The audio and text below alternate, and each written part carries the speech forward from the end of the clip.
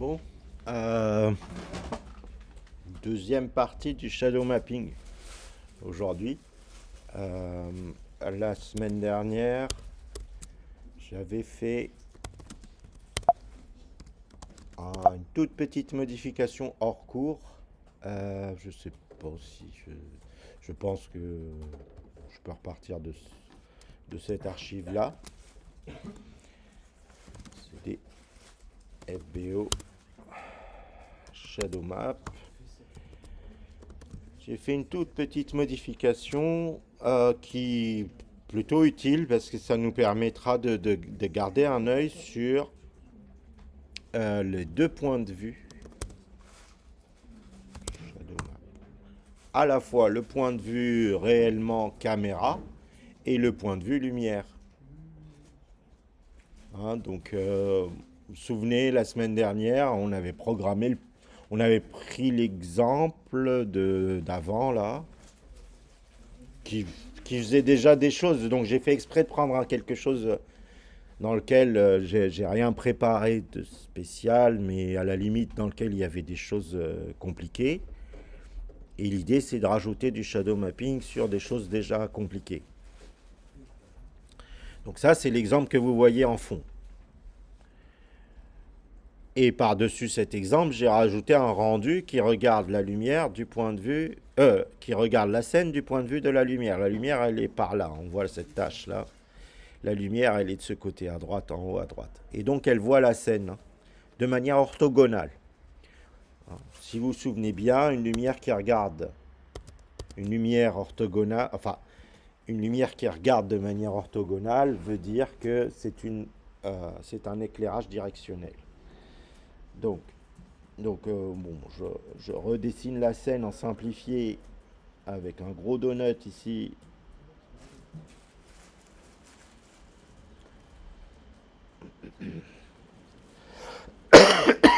Pardon. Et un éclairage directionnel qui vient d'à peu près ici. Même si après, c'est pas vrai. Dans, dans la scène qui est rendue là, mon éclairage, il n'est pas directionnel, il est positionnel. Mais le shadow mapping, je vais commencer par le faire directionnel, parce que c'est la version la plus simple. Je vous avais dit, c'est parfois compliqué à bien régler l'ouverture de la focale du point de vue de la lumière, de manière à ce que ça cadre parfaitement la scène, mais vue par là, quoi.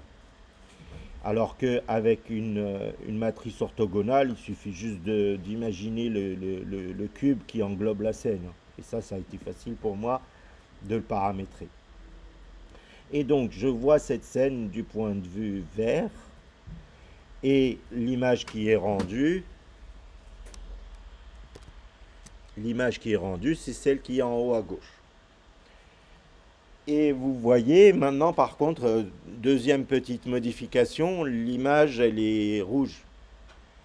J'ai fait donc une autre petite modification sans vous, que je vais vous expliquer. Ça me facilite beaucoup la tâche, mais sachez que c'est pas obligatoirement la seule façon de faire. Moi, ça me facilite la tâche parce que je veux garder tout le long du processus, garder une sorte de vision sur ce que je suis en train de faire. Et c'est plus simple pour moi de le faire comme ça. Mais c'est pas forcément la seule solution. Je vous explique mon bricolage. Je parle de ça. Si vous vous souvenez, donc essayez de vous rappeler, on avait déjà pas mal de textures avec lesquelles on travaillait et j'en ai créé une quatrième dans laquelle j'ai dit c'est elle qui va être la shadow map. C'est celle-là. C'est Tech 2.3. Et Tech 2.3, je ne l'ai pas déclaré comme un depth component, comme Tech 2.2. Elle aurait pu, d'ailleurs, ce que, par exemple, si vous cherchez shadow mapping sur Internet et OpenGL, on va vous dire créer une texture de type depth component dans laquelle vous envoyez la depth. Et donc, il faut vraiment mettre ce type-là et faire un fragment shader vide. Alors, je vais vous dire juste après pourquoi vide. Euh, donc, ça vous générera la depth map ici. Le problème, c'est que ce depth component, il est difficilement, enfin, sans trop de transformation, sans écrire trop de code, il est difficilement visualisable en tant que color component. Ça se comprend, c'est pas un color component. Donc, en gros, moi, je triche un peu, je crée un color component qui va jouer le rôle du depth component. Et donc, c'est quoi la différence? Bah, pas grand-chose, hein. C'est juste, il y en a un, il va stocker l'adepte, et là, il va stocker une couleur. Il y a encore mieux, cette couleur que je stocke, je peux lui donner une définition plus élevée, donc un flottant 32 bits. Donc c'est encore mieux. Mais ça m'oblige à écrire un shader qui écrit une valeur.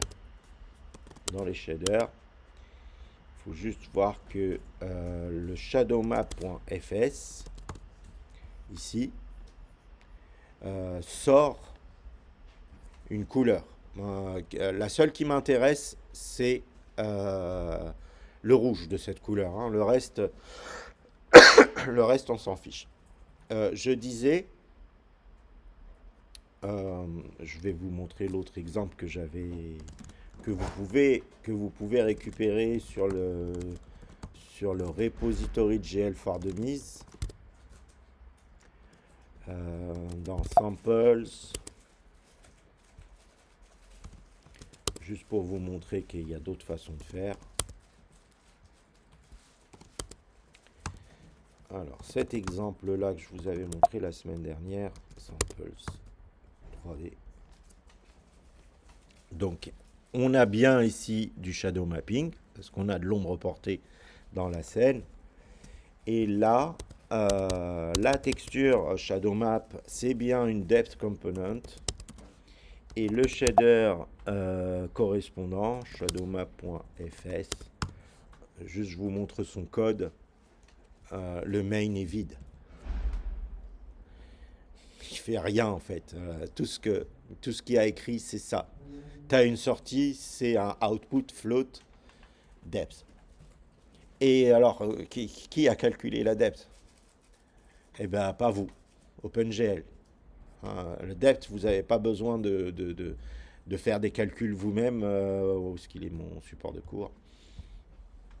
La profondeur d'un fragment, elle est automatiquement déduite. C'est pas à vous de le faire. Et donc, à la sortie du rasterizer, vous avez la profondeur du fragment qui est déjà calculée. Pas besoin de la recalculer. D'ailleurs, c'est elle qui sert à faire les opérations sur les fragments derrière, c'est-à-dire qui cache qui, etc., etc. Donc la depth, au fait, elle est faite par la machine OpenGL et pas par vous. Et la preuve en est, hein, le code génère bien une shadow map comprenant des depths. Hein, je vous montre quand même la déclaration de la texture ici, son type. Je pense qu'elle s'appelle shadow map dans ce code. Donc elle s'appelle SMTech. Ma shadow map s'appelle SMTech. Et SMTech, je vous montre son type, c'est un depth component. Vous voyez? Donc si vous voulez juste la depth d'OpenGL générée et calculée par OpenGL, ben vous faites ça. Mais moi, donc pour pouvoir vous montrer la depth facilement, bon, mon code est un tout petit peu plus riche. Alors d'ailleurs, un peu plus riche, il peut être plus riche juste sur ce composant. Je peux très bien mettre 0 pour le reste, pour dire je m'en fiche. Au fait, je veux juste du rouge, juste pour vous montrer que j'ai un tout petit truc à faire. Le x3 ici, bien sûr, rappelez-moi de l'enlever à la fin. Hein. Vous voyez, le x3, et je me suis mis un commentaire pour pas que j'oublie de l'enlever. Il est juste là pour faire qu'on voit le rouge correctement, parce que sinon il est trop faible. Mais le vrai calcul juste, c'est sans le x3. Hein.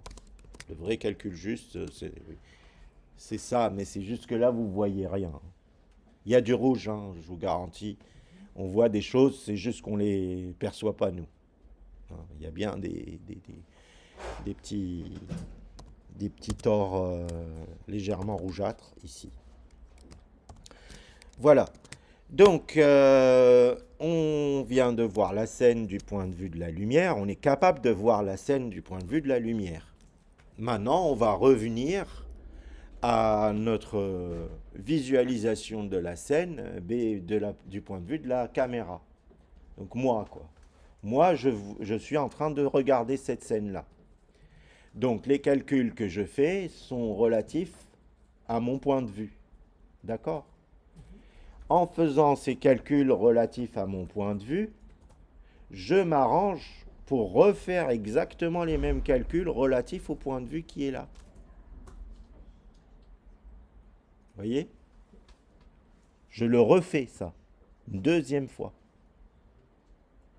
Est-ce que vous voyez pour quelle raison je refais le calcul? Faites le calcul qui me mène à l'image rouge.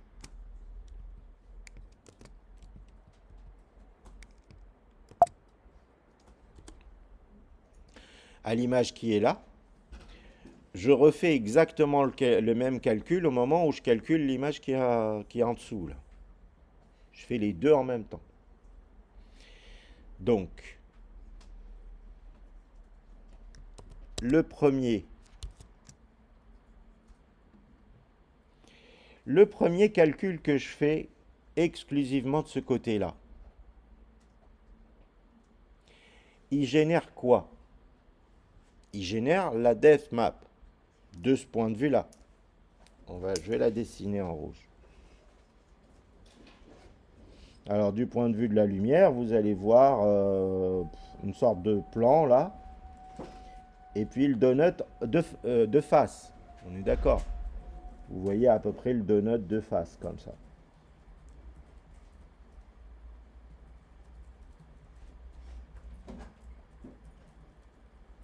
Ça, c'est du point de vue de la lumière.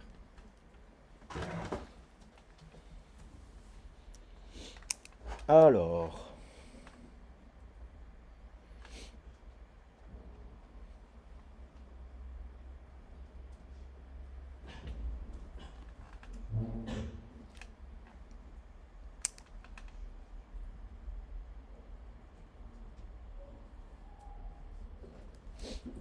ce carré que j'ai dessiné ici, c'est un fragment.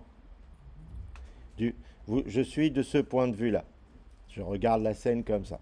Ça, c'est un fragment. Ce fragment, il s'active, il vit, il se calcule. Du point de vue de la lumière, il est où ce fragment?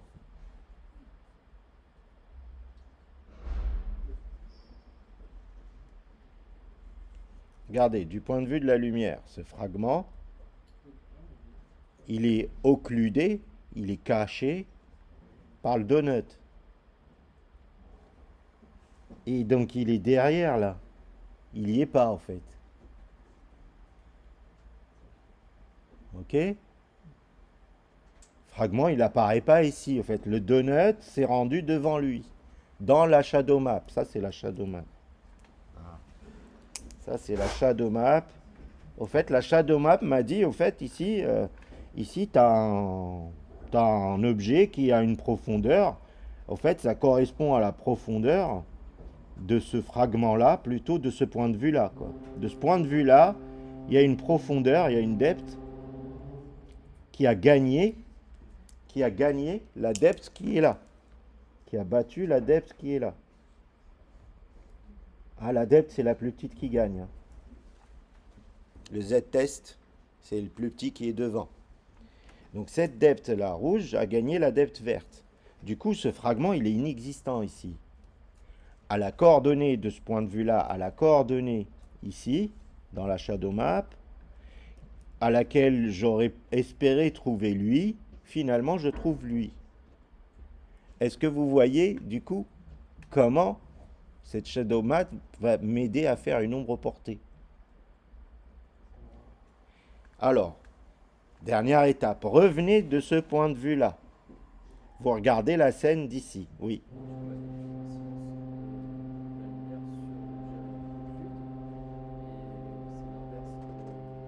On va calculer, Non. on va calculer pas l'incidence de la lumière sur l'objet, mais la distance de la lumière à l'objet. Ah ouais. Effectivement, cette distance depth verte là. Oui, oui, ce bruit est juste infernal. La distance verte qui est là, euh, en réalité, quand je suis de ce point de vue-là, du point de vue de la caméra, elle a le droit au chapitre. Elle est calculable. Pourquoi? Parce que ce fragment, je le vois, il est devant mes yeux. Donc je peux dire, au fait, pour toi, je veux calculer ta depth, mais ta depth pour lui, au fait. Je peux calculer pour toi ta depth de ce côté-là. Et si j'arrive à calculer sa depth de ce côté-là, et qu'au même endroit où de ce côté-là il aurait été calculé, si je trouve une depth qui est plus petite, ça veut dire Pas visible. Enfin, il est dans l'ombre, oui, pas visible. Pas visible de ce point de vue-là, donc il est dans l'ombre, donc il est ombré. Voilà, tout simplement. Donc c'est pour ça que vous voyez, on a besoin que de ce point de vue-là, on refasse les calculs qui ont été faits de ce point de vue-là, parce qu'ils ne vont pas donner les mêmes résultats, parce qu'ils ne vont pas activer les mêmes fragments. Le fragment qui est généré de ce côté-là, c'est pas le même qui sont générés de ce côté-là. On a besoin des deux. En gros, ça fait 10 minutes que j'essaye de vous convaincre pourquoi on a besoin d'une shadow map, quoi. Si je suis arrivé à le faire, c'est bien.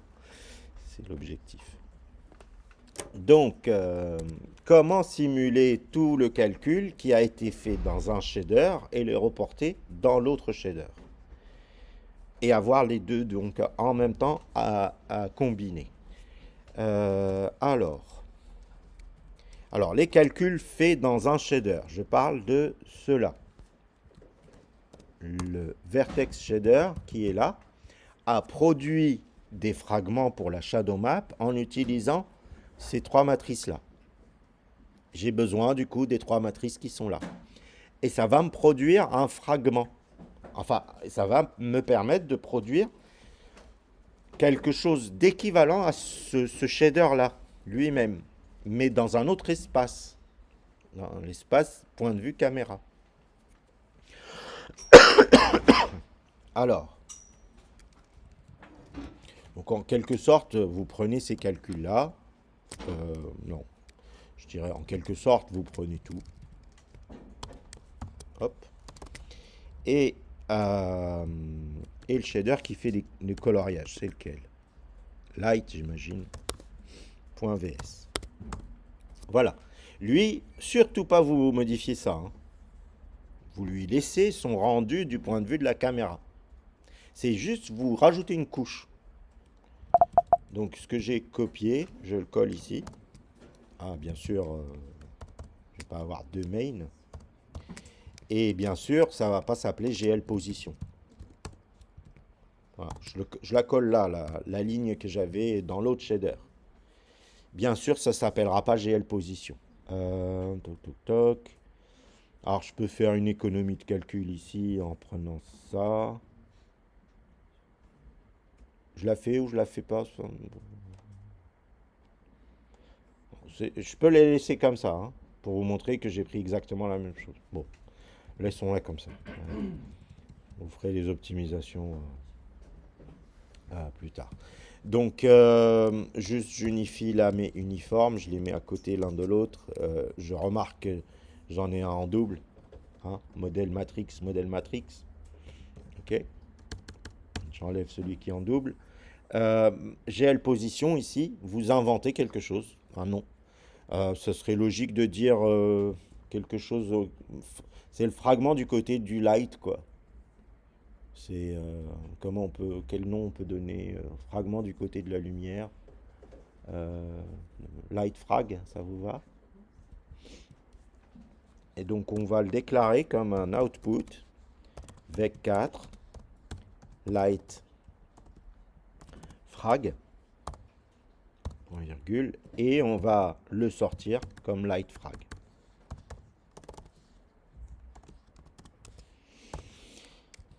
Ok? Donc c'est comme si d'un côté vous avez généré un fragment par le biais de GL position du point de vue de la caméra et que ce fragment que vous générez du point de vue de la caméra possède euh, un, comment dire, un dual, un, un sorte de frère jumeau qui existe dans le monde du light. Hein, un frère jumeau qui existe du point de vue de la light. Et c'est lui, en fait. C'est lui le frère jumeau qui existe du point de vue de la light. Alors, dernière petite chose qui a besoin d'un petit dessin. Tac. Alors, vous vous souvenez peut-être que quand on transforme des objets dans l'espace, on finit par les amener dans un cube compris entre -1 et +1. Le monde qui est rasterisé, c'est le monde -1 +1. Ok? Donc, au fait, la sortie que je viens de m'ajouter là dans le shader, quelque part, elle est dans ce monde-là. Que si elle est correctement clippée, si je la prends d'un point de vue 2D juste map, ça serait une map qui serait entre -1 et +1. Pardon, j'ai écrit un 2 ici. Et +1. Or, une shadow map, qu'est-ce que c'est? C'est une texture. D'accord? Et quelles sont les coordonnées de texture dans une texture? Quel est l'espace? Juste faire attention à ça, quoi. Pas confondre les deux espaces. Ça, c'est un espace -1 +1. Et ça, c'est un espace 0, 1. Ok? Faut comprimer, faut comprimer ce truc-là, là-dedans. Bon, c'est simple, hein. Vous prenez n'importe quelle coordonnée x, vous la multipliez par 0,5 et vous lui ajoutez 0,5. Non, vous lui enlevez. On lui enlève. Euh, on lui rajoute. On lui rajoute 0,5.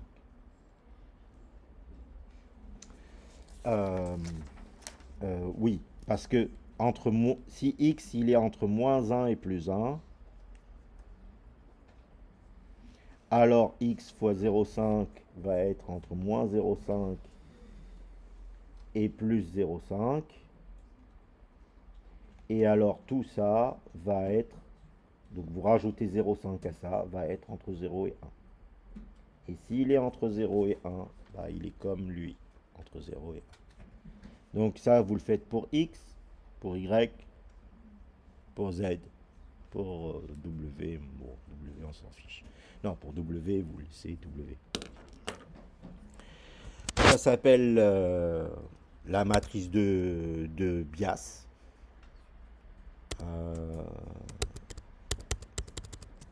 Enfin, ou l'opération de Bias, que je peux décrire sous la forme matricielle, ici, mat, peut-être constante, const, mat 4, Bias, égale mat 4. Alors, le x, vous le multipliez par 0,5. À ce moment-là, vous touchez, enfin, vous n'avez pas de y, vous n'avez pas de z, vous n'avez pas de w. Le y, c'est 0,5 fois le y d'avant, 0,0, 0,0. Le z, c'est pas de x, pas de y pour le z, pas de y pour le z, mais un z à 0,5, 0,0. Vous voyez, je suis en train de mettre des 0,5 dans la diagonale. C'est comme une matrice identité, mais x 0,5. Alors, je vous ai déjà parlé du fait que OpenGL était travailler avec les matrices transposées pour, pour des questions, d'après eux, d'optimisation. Que du coup, la translation, quand on l'imagine mathématiquement, on la met là, en réalité, elle est en bas. Et donc, comme dans la formule, j'avais un plus 0,5, translater tout le monde de 0,5, vous avez votre plus 0,5, votre plus 0,5, votre plus 0,5 ici, et ici le 1.0 pour W. Et vous avez la matrice de Bias. Je préfère la faire devant vous pour que vous voyez que, en fait, toutes les valeurs qui sont là s'expliquent. Ça, c'est le scale x 0,5 et ça, c'est le plus 0,5. Et donc, la matrice, cette matrice de Bias, vous la multipliez à la fin. C'est-à-dire le résultat final qui est compris entre moins 1 et plus 1. Avec cette matrice de Bias, vous le ramenez entre 0 et 1. Et donc, on a notre nouvelle sortie qui est là. Il y a un vertex, il y a un géométrie shader dans ce truc-là ou pas? Non. Donc, on part directement dans le LightFS et on se rajoute l'entrée LightFrag. Désolé, juste pour que ça soit homogène. Je vais mettre plutôt comme ça. Juste pour homogénéiser les nomenclatures que j'ai utilisées. Hein. LightFrag plutôt comme ça. Même on peut mettre VSO, mais bon, la flemme. Light.fs et on se rajoute un input vec3, vec4 LightFrag. Voilà. Ça, c'est le shader d'éclairage qui fait le rendu de la scène. Qui fait le rendu de la scène en bas, là, derrière. D'accord? Donc pour le moment, tout fonctionne. Ça veut dire qu'a priori, le calcul, il a été fait. Maintenant, il faut qu'il soit exploité. Je reviens au dessin. Comment il faut qu'il soit exploité? On a bien vu ici que le calcul pour, du coup, ce fragment vert, il va posséder un LightFrag. Lui va posséder un LightFrag.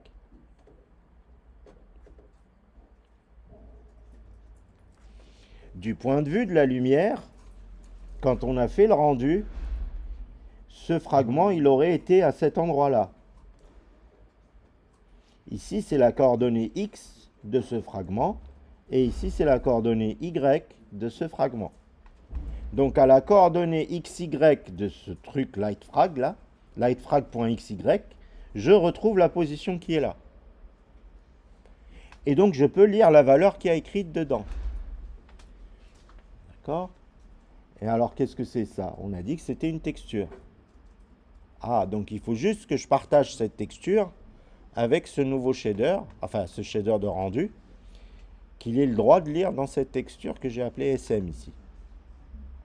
Donc, il pourrait lire à la coordonnée XY envoyée là-dedans, il pourrait lire ce truc-là, pour voir si ce truc-là, quelque part, c'est le même que le Z de celui-là.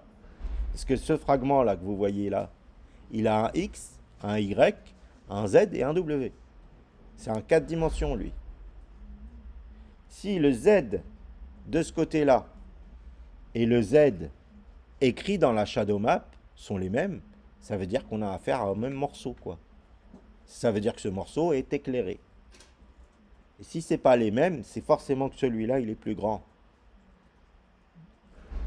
Hein? Parce que ici, on a stocké celui qui est le plus proche, le plus petit. Donc là, il est plus grand. S'il est plus grand, si le Z du... Donc le test, en réalité, c'est si le Z de ce machin-là est plus grand que le Z que tu vas aller chercher dans cette texture-là, que le rouge, pardon, que le red, parce que c'est une texture de red, que le red que tu vas aller chercher dans cette texture-là, alors tu es dans la shadow. Bon, je suis pas sûr que ça marche du premier coup. Alors, bon. C'est quoi le emissive color? Je me souviens plus de ce truc-là. Ah, ça n'a rien à voir, c'était le petit éclairage Bloom, là. On avait...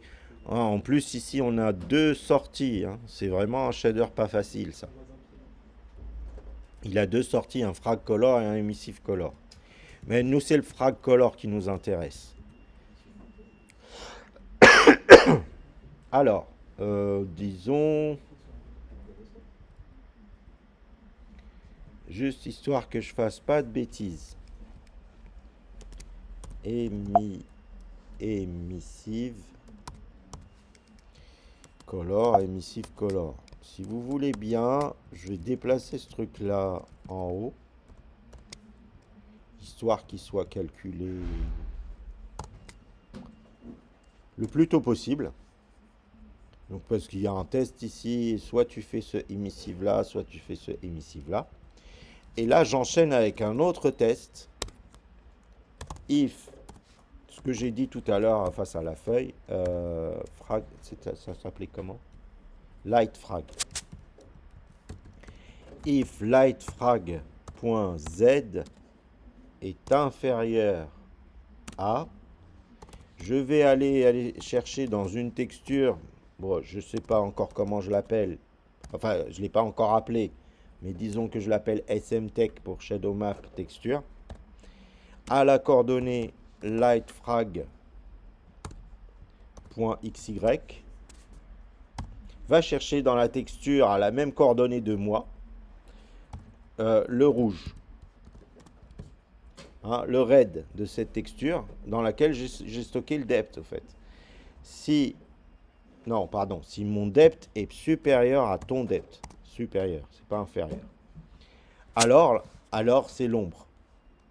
On n'a qu'à dire que si c'est l'ombre, on arrête tout de suite en disant frag color égale avec 4 noir et return.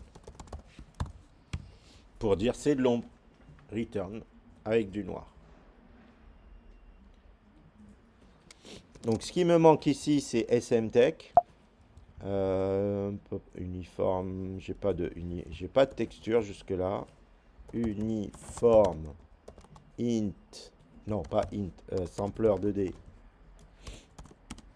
SMTech. Et dans le window.c, alors SMTech, ça va être tech de 3. Il faut que je la bind au moment où je rends la scène. Dans mon souvenir, j'avais pas fait une fonction scène. Oui, j'ai fait une fonction scène que j'utilise 2 fois. Point de vue de la lumière, pas la lumière. Donc c'est là. Quand c'est pas la lumière, il me faut... Quand c'est false, c'est ça. Scène. Quand c'est true, c'est shadow map. Et quand shadow map, c'est false, il me faut une texture à ce moment-là. Donc ici, il faut que je bind une texture avant de dessiner. Les dessins se passent probablement là. Faut pas que je me plante. Bon, peu importe où. Ici, il faut que je bind une texture. La texture 3. GL bind texture. GL texture 2D. Tech de 3. J'imagine que la texture activée, c'est la 0. Et du coup, j'envoie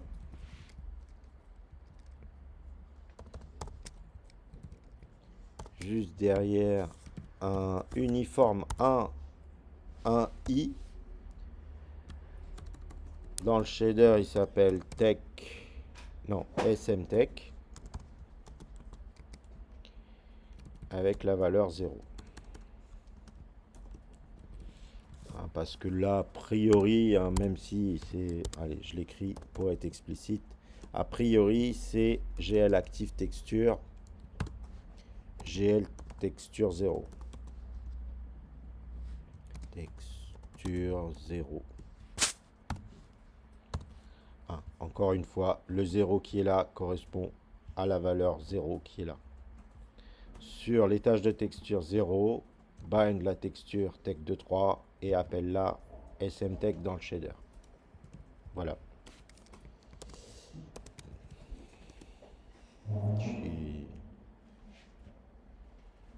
Je suis hyper pessimiste. Bon, je suis hyper pessimiste et j'ai raison. Tout est dans l'ombre là. Hein. Là, c'est ça. Hein, le résultat qui est là, c'est qu'il a trouvé que tout était dans l'ombre. Mais j'avais le x3 là, que je vous avais dit, rappelez-moi de l'enlever. J'espère que c'est ça. Hein. Oui, ça doit être ça, j'espère. Parce que flop comme ça, ce serait... alors, shadowmap.fs, on enlève ce truc-là qui triche.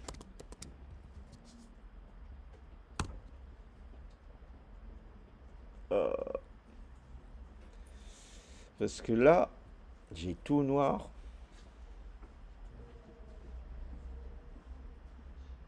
Je suis pas tranquille. J'ai tout...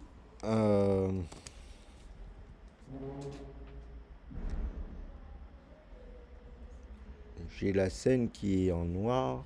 Vous avez réactivé le DevTest? Est-ce que j'ai réactivé le DevTest? DevTest, c'est ça? Oui. Pour que ça puisse calculer. Est-ce que je l'ai désactivé?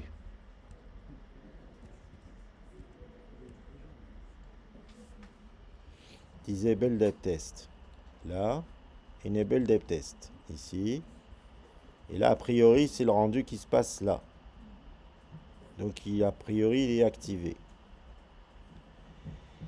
Le DevTest, c'est OK.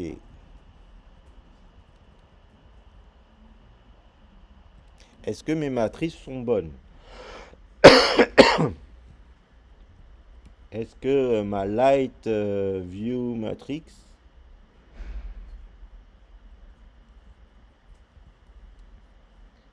elle n'a pas subi quelque chose? Alors Light View Matrix, il faut qu'elle soit OK. Projection, elle ne change pas. Alors j'imagine pas une seconde que cette matrice soit pas OK, mais dans le doute... je suis bien dans cette situation. SM est faux.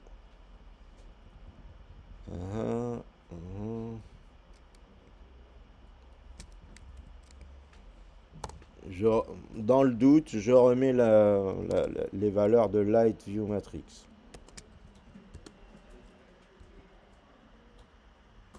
Bon, c'est toujours tout noir. Dans Shadow Map, non, dans Light, mon test, est-ce qu'il est OK? Light frag.z plus grand, alors c'est noir, c'est toujours plus grand quoi. Il trouve que c'est toujours plus grand.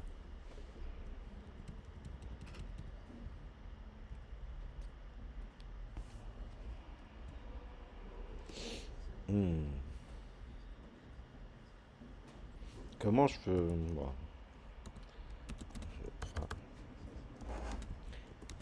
Je peux difficilement débugger là. Même en multipliant par 10. Bon, ça sent bon ça, on dirait que c'est toujours nul. Allez, multiplie par 1000. Ça ressemble à un truc qui est toujours nul. Ou de l'autre côté qui est toujours à l'infini. Hein. Ou l'un ou l'autre.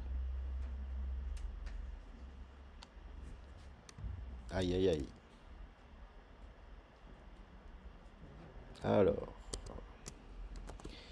Si ce Z il est plus grand, je veux bien que tu me l'imprimes. Je veux bien le voir ce Z. Hop. Montre-le-moi. Bon. Il n'est pas très parlant, plutôt gris. Mais ça veut dire qu'il n'est pas gigantesque non plus. Je vais lui faire un x3. comme tout à l'heure, pour voir s'il y a quand même une différence entre...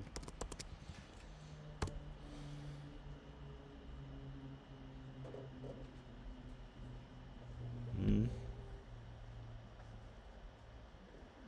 Vous arrivez à le décrypter? Oui, oui, oui. Regardez.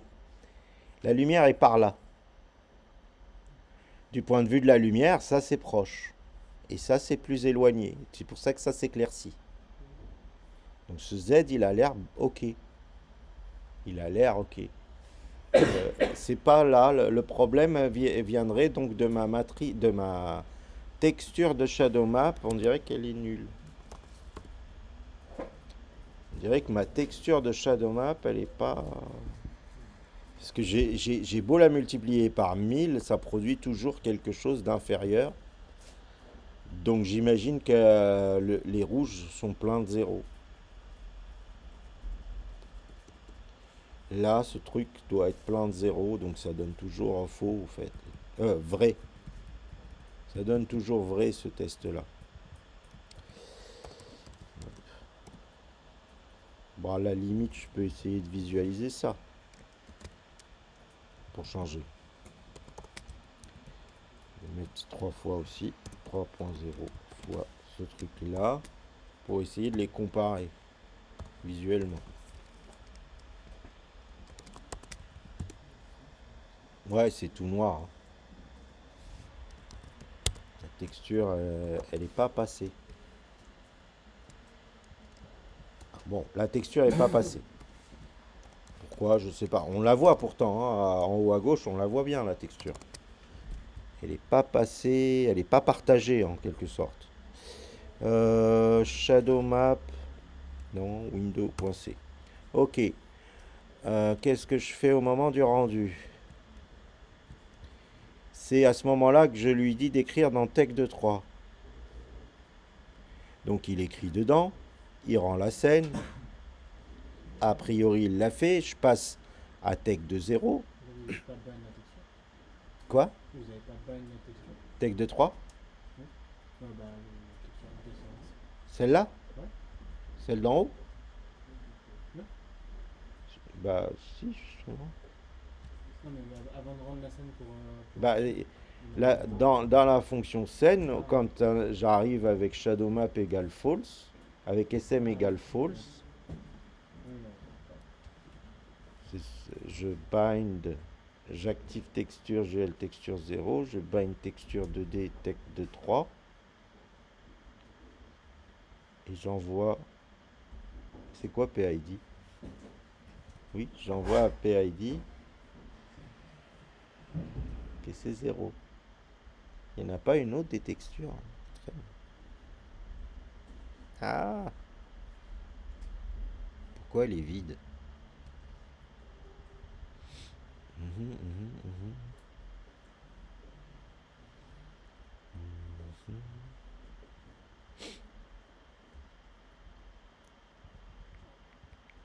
J'efface, je décide. J'efface, ça l'efface pas.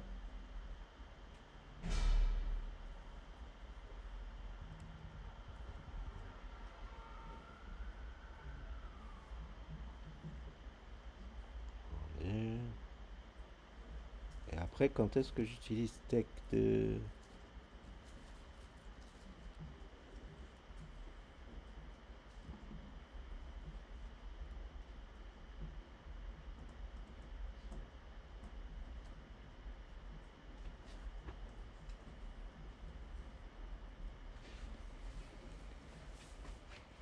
Tech 0, tech 1, et ici...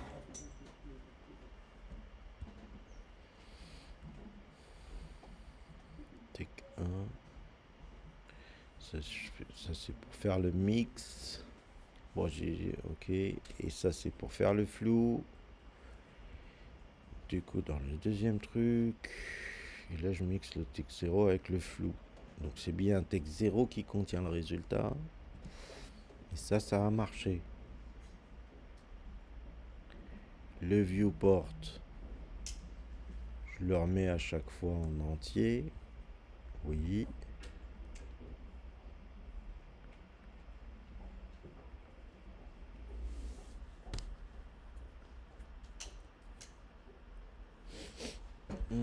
hum.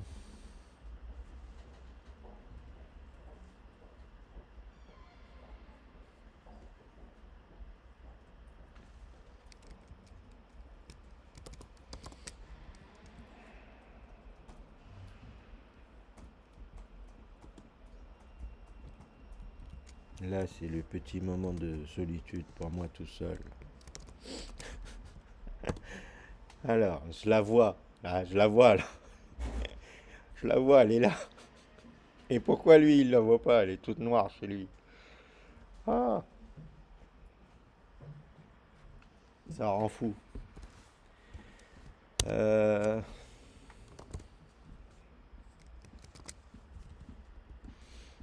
Vous avez compris, hein, mon problème, c'est que la texture que je visualise en haut à gauche, euh, vous pouvez vérifier, hein. Là, c'est au moment où je lui dis prends le viewport en haut à gauche et convertis la texture vers la frame et c'est tech de 3. Et, et c'est bien elle, hein, qu'on voit. Elle a été générée là. Normalement, après, je l'écrase pas. Je change l'attachement de 0, je le mets en tech de 0. Ce n'est plus tech de 3. Donc tech de 3 reste OK. Je refais un deuxième rendu. J'appelle scène avec un autre shader et un false.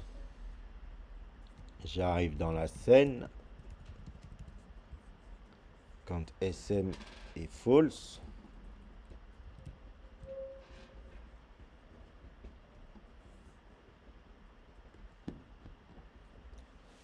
je bind la texture tect 3.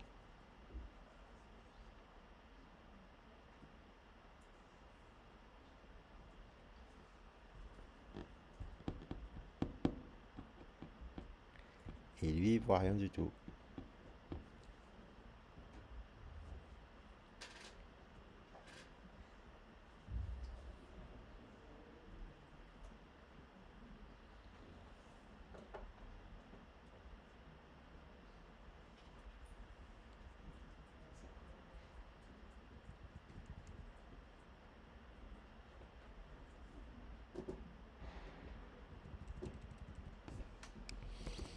Alors, disons que ma shadow map bourrine D1.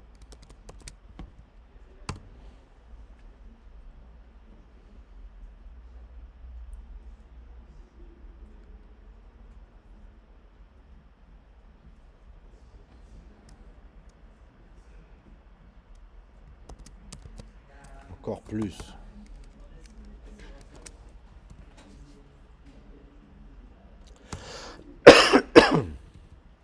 Disons que je désactive le Cull Face.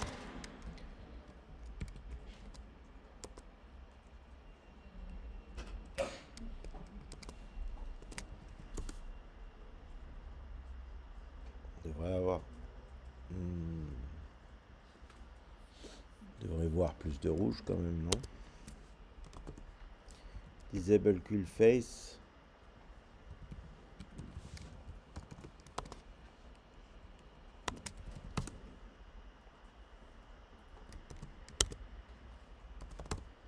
Ah non.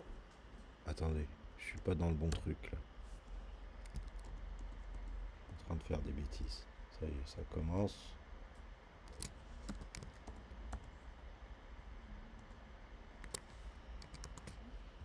Alors ici, Cull Face la back, enable Cull Face.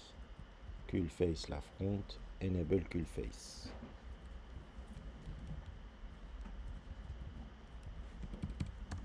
Je fais disable Cull Face et laisser la back. Tout est rouge. C'est-à-dire que ma texture, j'ai les fabriquée pleine de 1. Elle est rouge, rouge, rouge. Il n'y a que des 1. Et il n'y a aucun moment, une texture qui contient que des 1 donne des 0. Hein. À part si elle n'est pas arrivée, au fait, à destination. Qu'est-ce que vous en pensez? Elle n'est pas arrivée à destination. Hein. Je vois pas autre chose. Je vois pas pourquoi elle n'est pas arrivée à destination. Et dans le shader, j'ai fait une bêtise. Uniforme, sampler 2D, SMTech. Bon, ok. Texture de SMTech.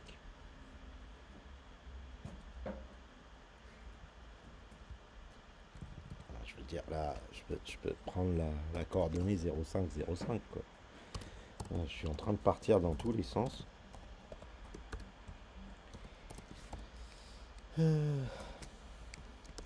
Coordonnée 0505, elle est forcément à blanc.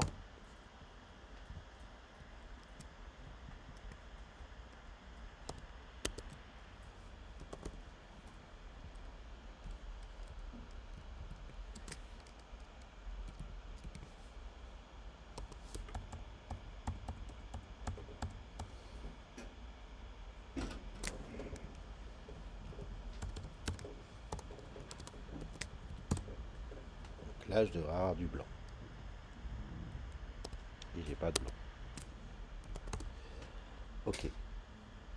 Donc SMTech a pas marché. SMTech est bien déclaré. SMTech est bien envoyé.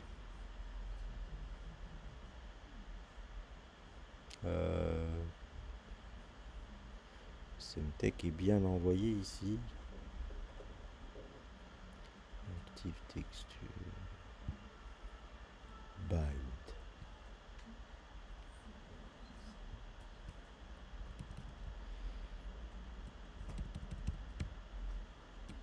Bon, je vais l'envoyer ailleurs, sur un autre canal. Je sais pas, je suis perdu.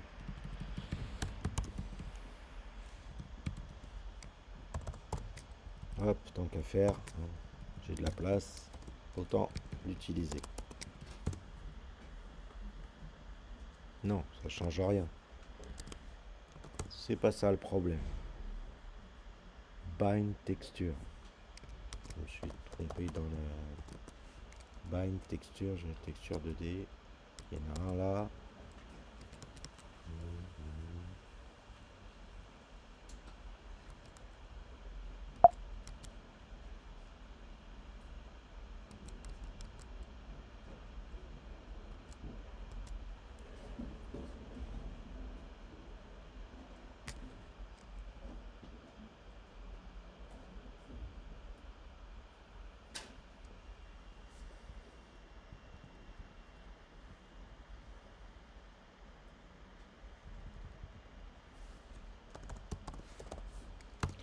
Là, je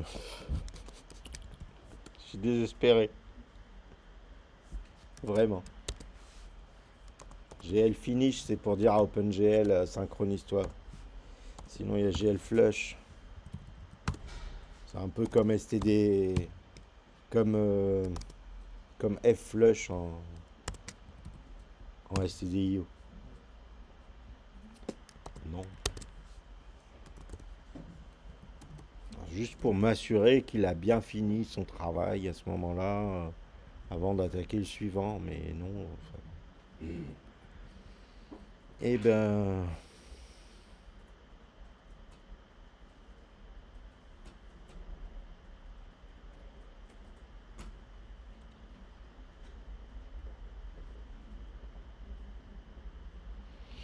Eh ben, je sais pas.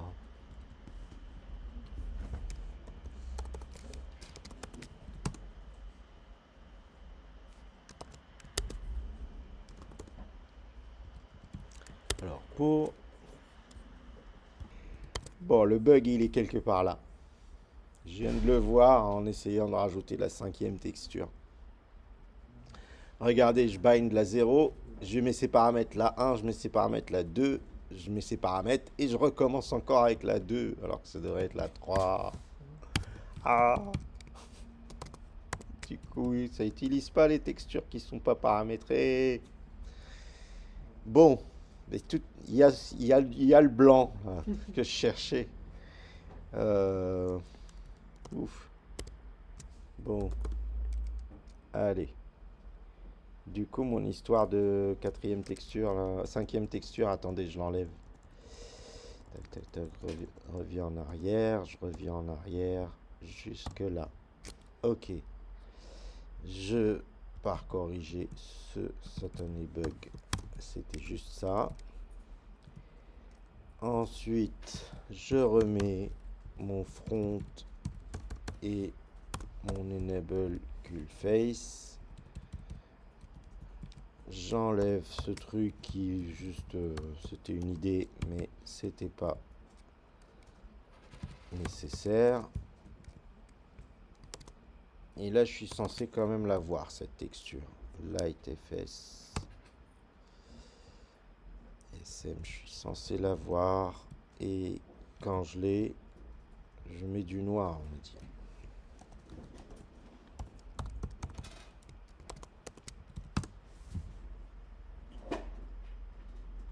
On y est presque. Il y a un petit souci. Mais ça ressemble à de l'ombre portée. Ouf. Alors, il y a des petits soucis encore, mais ça va. On voit au moins quelque chose. J'ai inversé le test, j'ai fait quoi? J'ai fait le test à l'envers.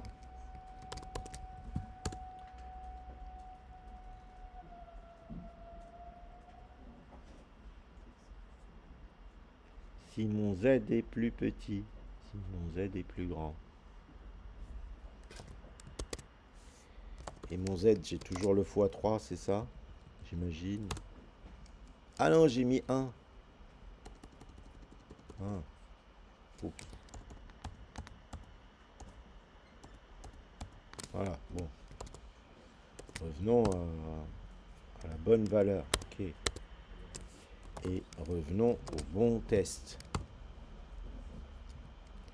Le bon test, c'est dans ce sens-là. Si mon Z est plus grand. Alors, pourquoi d'un coup ça marche au début et d'un coup ça marche plus?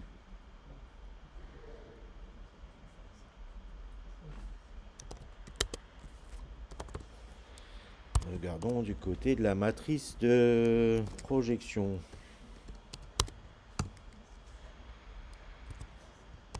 Les matrices. Light projection matrix. Oula.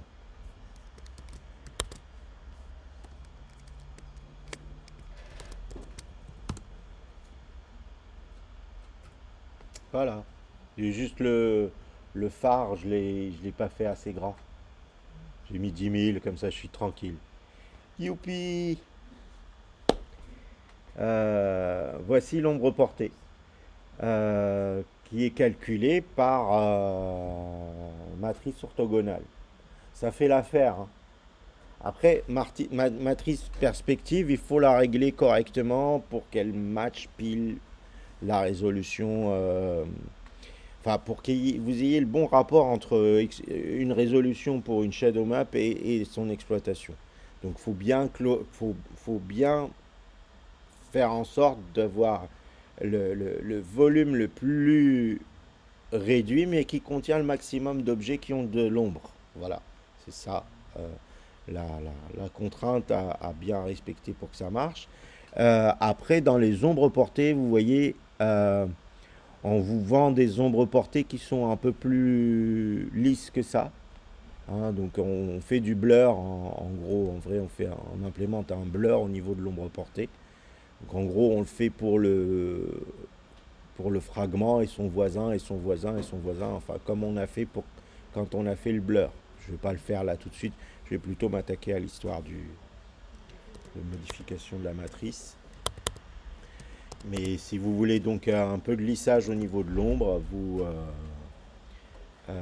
rajoutez du blur. Donc je reviens vers un calcul d'ombre, pas ici, vers un calcul d'ombre un peu faux. Mais c'est juste histoire de calculer la matrice de projection perspective cette fois-ci, qui est ok, qui sera ok.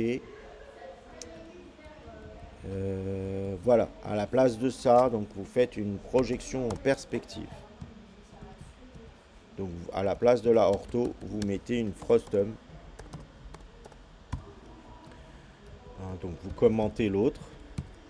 On la garde, hein, si vous voulez donc une lumière directionnelle. Maintenant, on veut une lumière positionnelle. C'est au niveau du NIR qu'il faut travailler. Screen size, c'est quoi déjà? Wow, pas du tout. Alors, il faut faire une toute petite matrice. Un tout petit frustum, mais qui va loin. Comme si vous aviez un mini appareil photo. Attendez, j'aime pas trop parler sans avoir un support visuel. Vous voyez, on est en train de faire ça. On est en train de la faire elle. Mais on est en train de la faire là où il y a la lumière. Mais on veut qu'elle soit toute petite. Vous voyez, vraiment, vous la miniaturisez. Mais vous faites que son phare, il aille très loin. C'est tout. Mais toute miniature au niveau de la light. Elle est toute petite. Donc vous imaginez où se trouve sa gauche, sa droite, tout petit, tout petit. Enfin, tout est tout petit. Donc 0,01 vers 0,01. En haut, c'est 0,01. Ça respecte les ratios. Ça dépend de. Ça c'est censé être le ratio, pas de la fenêtre, mais de la texture de Shadow Map. Vous pouvez très bien avoir une texture de Shadow Map qui est carrée. On s'en fiche d'avoir une Shadow Map qui a la même résolution que l'écran. On peut l'avoir plus grosse en résolution ou plus petite. Donc, quand vous approchez le NIR, ça va ouvrir ou fermer la focale. Ça va ouvrir, donc ça va dézoomer quand vous rapprochez et ça va zoomer quand vous éloignez. Et de toute manière, on va voir rapidement à quoi ressemble. Vous voyez, on... Oh, c'est tout chelou ça. On voit la scène du point de vue, on voit toujours la scène du point de vue de la lumière. Hein, c'est cool d'avoir ça. Mais on voit pas tout le monde. Il manque, il manque des gens. C'est pas pour autant que l'ombre, elle est décalée pour tout le monde. C'est juste, elle existe que pour ceux qui sont là. Ah, je vous montre. C'est marrant. C'est marrant à voir et ça vous permet de comprendre les bêtises que je suis en train de raconter. Ça a un côté plus concret. Hop, non. Pourquoi j'ai ça. Il y avait autre chose que. Ah, d'un coup, j'ai plus l'ombre. C'est ça.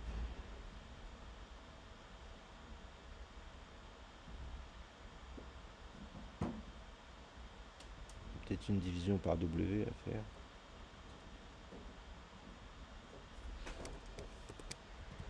Pourquoi j'ai plus l'ombre là? Enfin,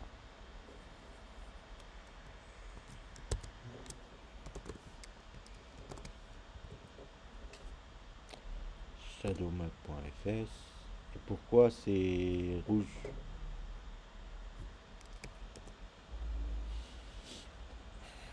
Ah,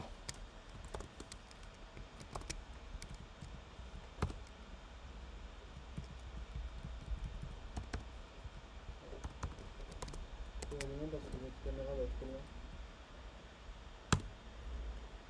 En perspective, le web c'est pas linéarisé. ah, oui, il faut relinéariser le depth. Oui, merci.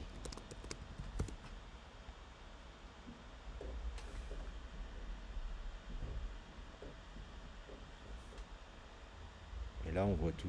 On voit tout. Parce que je vais toujours sur l'orthogonale. Oh, je suis revenu à l'orthogonale. Fatigué.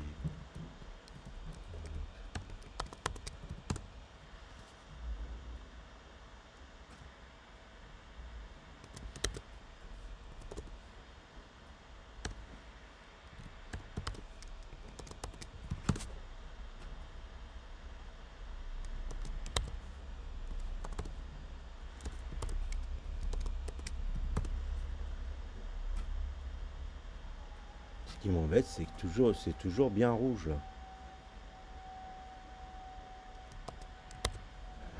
Pourquoi c'est super rouge là?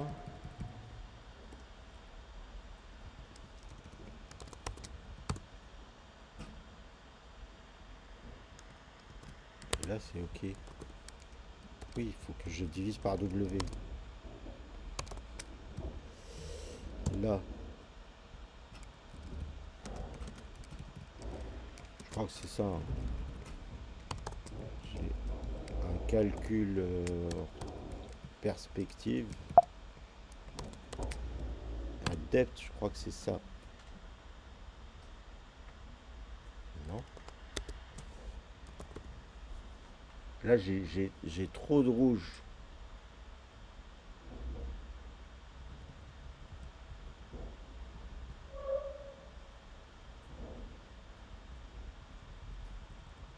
La valeur, elle est trop forte. À cause du NIR. Il est trop petit, ça va augmenter la valeur.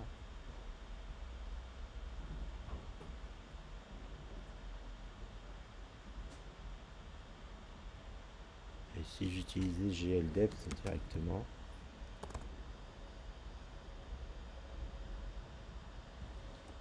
frag depth, elle existe cette valeur-là normalement.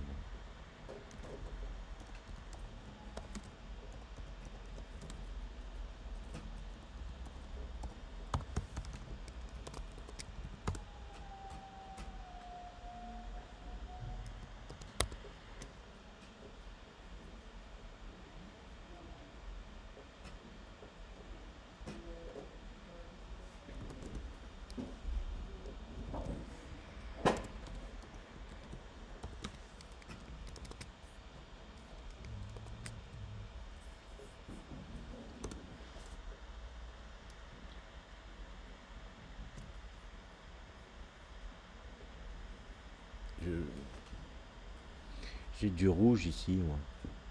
Enfin, vous le voyez peut-être pas, mais je vois du rouge au fond.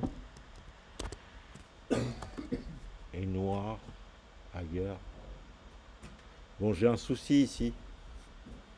Il y a un problème là sur la valeur quand elle est calculée. Quand ma matrice est celle-là. Effectivement, c'est l'échelonnage de la profondeur entre 0 et 1 en quelque sorte, qui doit se faire de la même manière de l'autre côté, quoi. Et vous voyez, autant ici cet échelonnage fonctionne et le résultat ici, il est ok. Et du coup, il reprend ici correctement. Autant quand j'utilise l'autre matrice,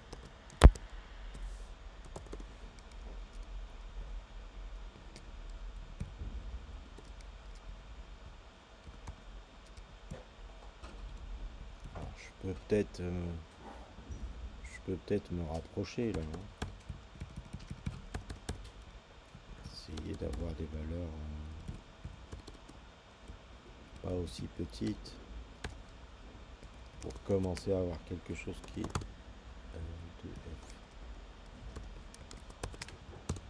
Il me semble. Peut-être ça. Non.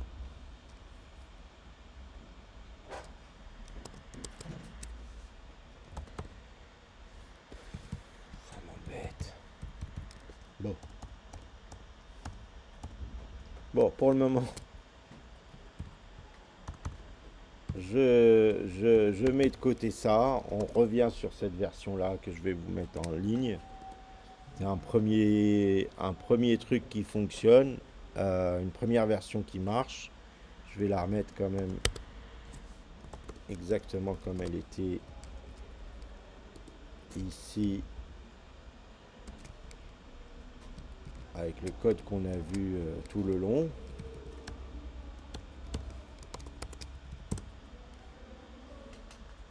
Voilà. Et puis, bon, je ramènerai Enfin, je trouverai le petit truc qui. Je trouverai le petit souci supplémentaire qui fait que ça marche pas quand j'ai une matrice perspective. Et puis, je vous montre ça rapidement demain. Enfin, c'est juste une histoire de calcul d'échelonnage de la depth pour qu'elle soit OK, pour qu'elle soit utilisable des deux côtés. Voilà. Donc, ça nous fait donc du shadow mapping. On a fait le bloom. Qu'est-ce qu'il nous reste à faire? Je dirais un petit tour éventuellement texte et démo helper là pour vous aider à faire vos démos. Séance, bon peut-être pas demain, mais demain je trouverai quelque chose, sauf si vous avez une idée. Je trouverai quelque chose à faire demain. Si vous avez une idée, je veux